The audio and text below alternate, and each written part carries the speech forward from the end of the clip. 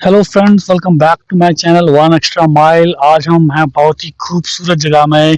जगह का नाम है टिहरी गढ़वाल और हम हैं न्यू टिहरी से थोड़ी नीचे, just next to the Tehri dam.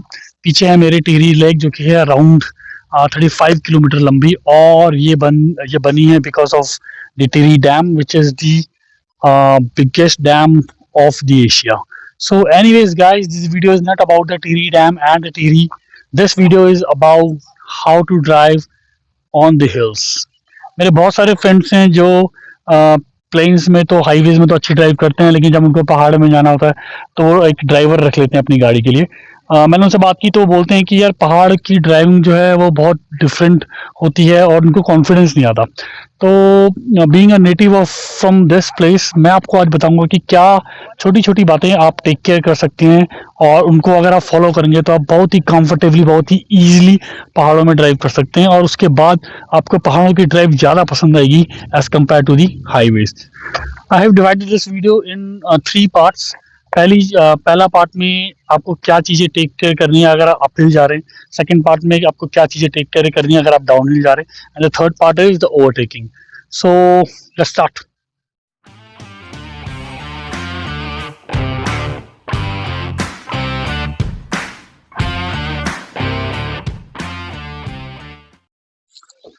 अपहिल्स के सबसे इंपॉर्टेंट 6 पॉइंट्स हैं कि हमेशा अपनी लेफ्ट साइड पे ही गाड़ी चलाइए, गलत साइड में गाड़ी मत चलाइए, क्योंकि टर्न्स में दिखता नहीं है। अगर आप राइट साइड में या even centre of the road में भी हैं तो प्रॉब्लम हो सकती है। तो नो मैटर व्हाट, आप हमेशा अपनी साइड पकड़े रखिए, उसे छोड़िए मत।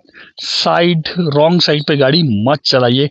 Second thing is always blow horn on the turns. ये बहुत ही इंपॉर्टेंट रूल है जो कि बहुत एक्सपर्ट ड्राइवर्स हैं, मैंने देखा है वो बहुत बार मतलब नहीं फॉलो करते, इतने यूज टू जाते हैं जो वहाँ के लोकल ड्राइवर्स हैं, but this is very risky guys.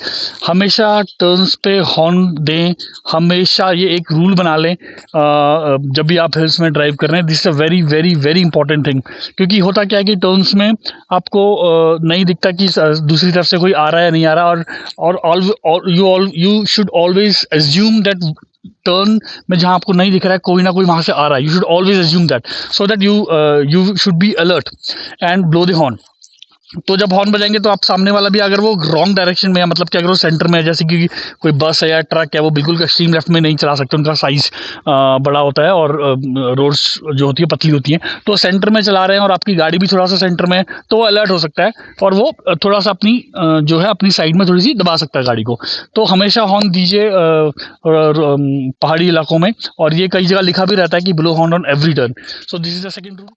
Third जो रूल है वो है आपके दोनों हाथ जो हैं वो स्टीयरिंग पे होने चाहिए। जैसे आप सिटी पे ड्राइव करते हैं एक ही हाथ से, एक हाथ आपका एक हैंड रेस्ट पे है या फिर गियर पे है, ऐसा नहीं करना है। आपको दोनों के दोनों हाथ स्टीयरिंग पे रखने, क्योंकि बहुत शार्प टर्न्स होते हैं, ऑलमोस्ट यू टर्न्स होते हैं और कंटिन्यूस होते हैं।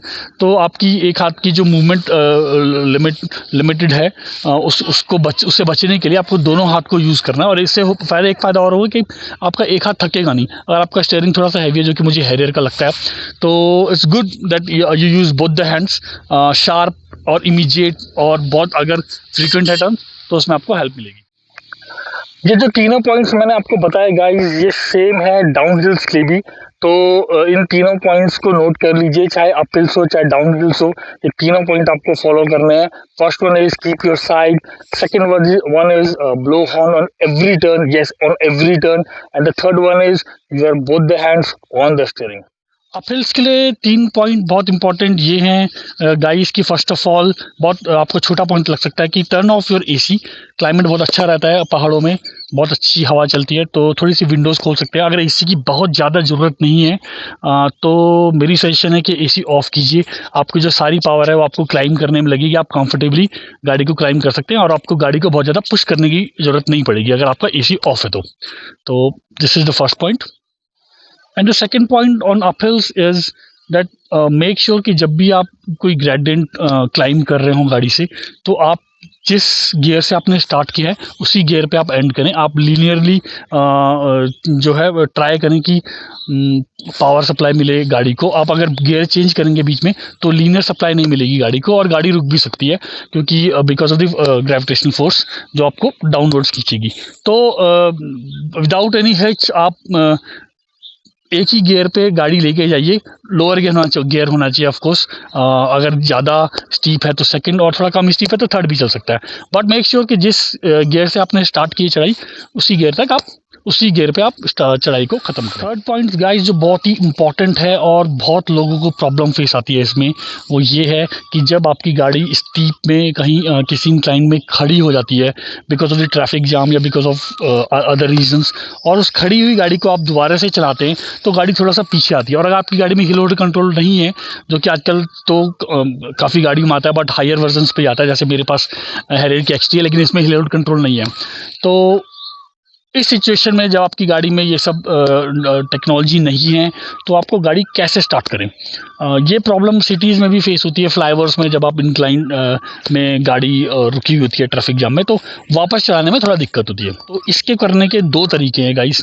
पहला तरीका ये है कि आप ब्रेक यूज़ करें, फुट ब्रेक मार के रखें, और जैसे आपको गाड़ी वापस चलानी है तो आप क्लच दबा के गियर लगाएं और ब्रेक को धीरे धीरे रिलीज करें और क्लच को भी धीरे धीरे रिलीज करें ताकि आपकी गाड़ी आगे जाए। और एक पॉइंट तक जब आपकी गाड़ी बिल्कुल इस रेडी टू मूव तो आप एक्सीलेटर दबाएं। बट इस मेथड के लिए आपको बहुत एक्सपर्टीज चाहिए। अगर आप इस मेथड में एक्सपर्ट नहीं है तो आपकी गाड़ी पीछे भी आ सकती है और किसी दूसरी गाड़ी को ठोक सकती है पीछे से, या फिर पहाड़ों में तो और ज़्यादा रिस्की हो सकता है।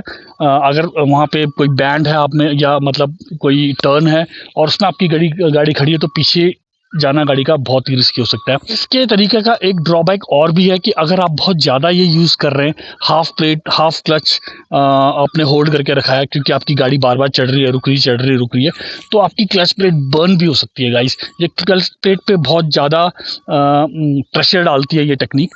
तो अगर आप बहुत ज़्यादा इसमें एक्सपर्टीज़ नहीं है और बहुत ज़्यादा ये यूज़ होने वाला है पहाड़ों में, ये चीज़ कि आप रुक रहे हैं चल रहे हैं स्टीप्स में, तो ये टेक्निक मैं कहूँगा ये टेक्निक बहुत अच्छी नहीं है, it's not a good technique. Second technique जो आप यूज़ कर सकते हैं और जो कि ईजी है, मोर सेफर है, वो है आप अपना हैंड ब्रेक यूज़ कर सकते हैं। आप अपना हैंड ब्रेक हल्का सा लगा सकते हैं, इतना कि आपकी गाड़ी होल्ड हो जाए, और उसके बाद आप गियर देके एक्सीलेटर दबा सकते हैं गाड़ी का, और the moment your car is ready to start, you can release the handbrake. So this is, I think, the safest way of doing this challenge, whether on the flyover or on the hills. तो इससे आपकी clutch plate भी safe रहेगी और आपको बहुत ज़्यादा expertise भी नहीं चाहिए, वो ब्रेक क्लच और एक्सीलेटर का कम्बिनेशन वो सब भी नहीं चाहिए।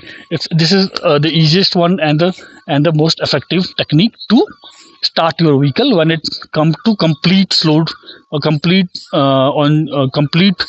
halt on a steep. तो गाइज ये 3 पॉइंट थे। एसी ऑफ कर दीजिए अगर उसकी ज़रूरत नहीं है तो। दूसरा पॉइंट था कि आप एक ही गियर पे गाड़ी को ऊपर तक लेके जाइए, चढ़ाइए जो अगर कोई स्टीप है तो। और तीसरा पॉइंट, आपको कैसे गाड़ी स्टार्ट करनी है अगर वो कंप्लीट हॉल्ट होती है तो। ओके गाइज, अब डाउन हिल की बात कर लेते हैं। क्या क्या आपको टेक केयर करनी चाहिए जब आप डाउन द हिल जा रहे हैं। 3 पॉइंट्स मैंने इसके लिए चूज़ किए हैं आपके लिए। First of all, never turn off your engine in any case. मैंने देखा बहुत सारे लोकल्स हैं, to get a good fuel economy वो इंजन को बंद कर लेते हैं और न्यूट्रल पे गाड़ी लेके आते हैं। इंजन को बंद करने से क्या होता है गाइज कि आपका पावर स्टीयरिंग और पावर ब्रेक ये दोनों बंद हो जाते हैं, और this can prove a fatal thing for you. It's very dangerous. Never ever do that. Never turn off your engine while coming downwards. Second point you need to take care when you going downhills is your momentum. क्या होता है कि due to the gravitational force आपकी गाड़ी बहुत अच्छे momentum पे होती है, बहुत तेज होती है, आप रियलाइज़ नहीं कर पाते कि गाड़ी कितनी तेज चल रही है, और टर्न्स में जब आप ब्रेक लगाते हैं तब आपको रियलाइज होता है कि गाड़ी का क्या मोमेंटम था। तो आपको मोमेंटम को कंट्रोल रखिए। स्पीड बहुत होती है गाड़ी में, ग्रेविटेशनल फोर्स की वजह से वो बहुत स्पीड से नीचे जा रही होती है। तो आपको देखना है कि आपको कितना वो मोमेंटम जो है उसकी हेल्प आपको चाहिए, और गाड़ी को स्पीड कंट्रोल में रखिए, स्पेशली जब आप डाउनवर्ड्स जा रहे हैं, क्योंकि आपको टर्न्स में बहुत अगर शार्प टर्न है तो उसमें आपको प्रॉब्लम हो सकती है ब्रेक लगाते टाइम। थर्ड पॉइंट है वो बहुत इंपॉर्टेंट है और बहुत लोग ये गलती करते हैं, इवन द एक्सपर्ट्स टू। क्या होता है कि वो लोग गाड़ी का इंजन तो बंद नहीं करते बट गाड़ी को न्यूट्रल पे लेके आते हैं नीचे, just to get the good fuel economy again. उनको लगता है कि अगर गाड़ी किसी गियर पे नहीं है, बस न्यूट्रल पे है, तो they can get a good fuel economy. But ये बिल्कुल भी सही तरीका नहीं है गाइज। मैं आपको बताता हूँ, गाड़ी को हमेशा गियर पे रखिए, भले ही आप एक्सीलेटर नहीं प्रेस करें उसका, क्योंकि ऑलरेडी गाड़ी मोमेंटम में होगी, तो may be no need to press the accelerator, but never put your car on the neutral when you are going downwards. क्यों नहीं करना चाहिए, मैं आपको बताता हूँ। क्या होता है कि जब आपके गियर एंगेज होता है गाड़ी में, तो आपकी इंजन ब्रेकिंग काम पिक्चर में होती है।